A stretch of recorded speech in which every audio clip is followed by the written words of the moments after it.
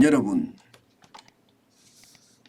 문재인 정부 때 해외 유보금이 윤석열 정부에서 들어온다? 이게 무슨 말일까요? 일단 이 지표를 한번 보시지요.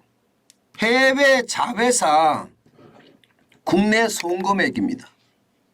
2022년 1월에 보세요. 해외 자회사가 국내에 송금하는 게 2억 4,900만 불이었습니다. 그런데 올해 보세요. 올해 65억 9천만 불이에요. 무려 말입니다. 65배나 급등했다고 이야기할 정도입니다. 65배. 엄청나죠? 엄청납니다. 이만큼 말입니다. 문재인 정부 때 해외 유보시켜놨던 자금을 윤석열 정부에서 끌어온다는 뜻이에요. 어떻게 끌어오냐고요? 여러분 잘 아실 거예요. 세금 감면해 주는 겁니다. 기본적으로 국내 기업이 지분 10% 이상 보유해서 배당을 받은 돈이라면 이 배당받은 돈에 대해서는 95%에 대해서는 과세하지 않겠다요. 비과세하겠다. 5%에 대해서만 과세하겠다는 겁니다. 예를 들어 100억을 들여오면 말입니다. 95억은 과세를 하나도 안 하고요. 5억에 대해서만 과세하겠다는 거예요. 그러니까 기업들은요. 이때다 싶죠. 이때다 싶죠. 이게 문재인 정부 때만 하더라도 이런 배당소득세는 다 과세를 했거든요. 15.4%인가요? 배당소득세가. 그러니까 계속 과세를 하는 겁니다. 물론 금액에 따라 다 다르긴 하지만 말입니다.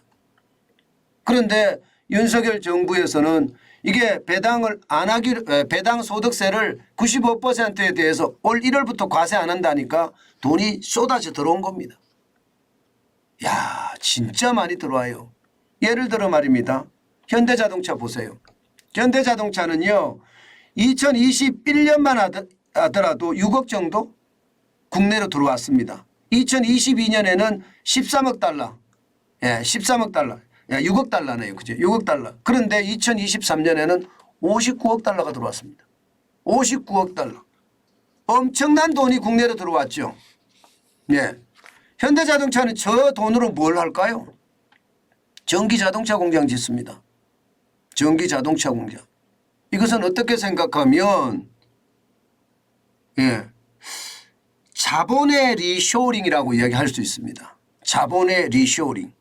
다시 말해서 기업에게 세금 혜택을 주면서 국내에서 쓸 자금을 그 공장 그러니까 해외에서 쓸 자금을 국내에 들여와서 쓴다는 이야기예요. 그렇게 되면 여러분 어떤 일이 벌어질까요? 일단 달러가 많이 들어옵니다. 달러가. 기본적으로 달러가 많이 들어와요. 그러니 원달러 환율이 떨어지는데도 크게 기여하겠죠. 여기에다가 말입니다. 들어온 돈이 이 채권시장이나 혹은 주식시장이나 혹은 운영자금으로 들어가지 않고요. 전기차 공장을 짓는 생산자금으로 들어갑니다. 다시 말해서 돈이 일을 하는 거예요. 그렇게 되면 돈이 일을 하면 여러분 일자리가 생기거든요. 일자리까지 생기는 그런 이중적인 효과까지 있습니다. 어떻게 생각하면 문재인 정부 때 기업을 적폐시했는데 윤석열 정부 때 기업이 핵심이다. 완전히 상반되는 정책을 썼거든요. 그 바람에 지금 어떻게 하든 우리 경제가 나아지려고 노력한다. 이렇게 보인다는 뜻입니다. 그런데 현대자동차만 끌고 들어왔을까요? 그렇지 않을 겁니다. 삼성전자는 더 많이 가지고 들어왔을 거예요. 게다가 많은 실제 말입니다. 작년 말 기준으로 보면 말입니다. 국내 기업의 해외 유보 소득이 1,126억 달러입니다. 엄청난 규모죠. 우리가 외환 보유액이 4,200억 달러거든요. 그런데 해외 유보 소득이 1,126억 달러면 이거 뭐 장난이 아닌 수준이죠. 윤석열 정부는 여기에 확실하게 핵심을 본 거예요. 그리고 그 돈을 끌어 들여오고 있는 겁니다.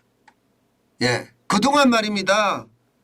문재인 정부 때 여러분 보세요. 2015년에 493억 달러였습니다. 그러던 것이 2020년에 797억 달러, 2021년에 902억 달러, 2022년엔 1126억 달러, 거의 2배가 넘어섰습니다. 기업을 적배시하니까 언제든지 이게 돈 들어오면 세금 때리고 그러니까 안 갖고 들어온 거예요. 그것이 지금은 효자 노릇을 한다는 뜻이에요. 결국 말입니다. 윤석열 정부는요. 이 해외 유보금을 굉장히 잘 활용하는 것 같아요. 지금 있는 현재 돈만 하더라도 145조나 되잖아요. 1126억 원, 6억 달러라는 게 우리 돈으로 하면 그 정도 되는 돈인데 이것을 말입니다. 앞으로도 잘 활용해 가면서 우리 경제가 무너지지 않게끔 막아주는 지렛대 역할을 한다. 아니 지지대 역할을 한다. 뭐 이렇게까지도 이야기합니다. 이게 문재인 정부에서 하도 핍박을 받으니 그 핍박에 대한 어떤 방어책으로 해외에다가 벌은 돈 해외에 그냥 놔뒀는데 그게 지금에는 큰 효자가 되고 있다는 거죠. 저는 이거 굉장히 높게 보거든요. 굉장히 높게 봅니다. 세계 경제가 좀 살아나기 시작하면요. 이게 우리에게는요. 큰 도움이 됩니다. 아마 이게 없었으면 환율이 뭐 1,300원이 아니라 1,400원, 1,500원 당연히 올라갔을 거예요.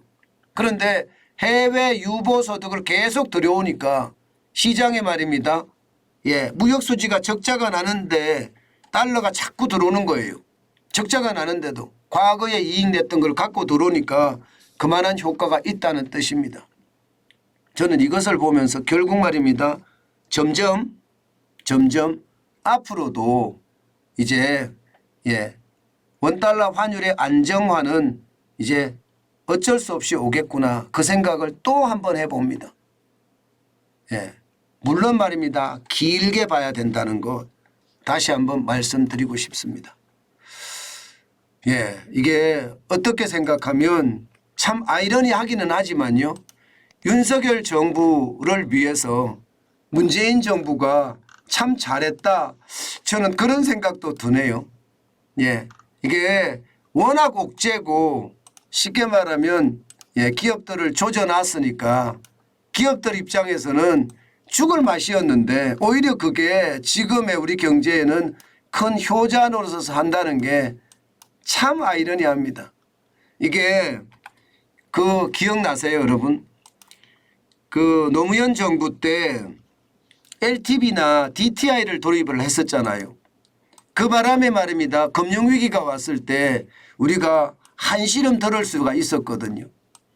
이게 노무현 정부 때 워낙 집값이 많이 올라서 이게 LTV, DTI를 도입한 게 효과를 본 것처럼 아마 이번에도 그런 효과를 본 것이 아닐까 그렇게 생각을 해 봅니다.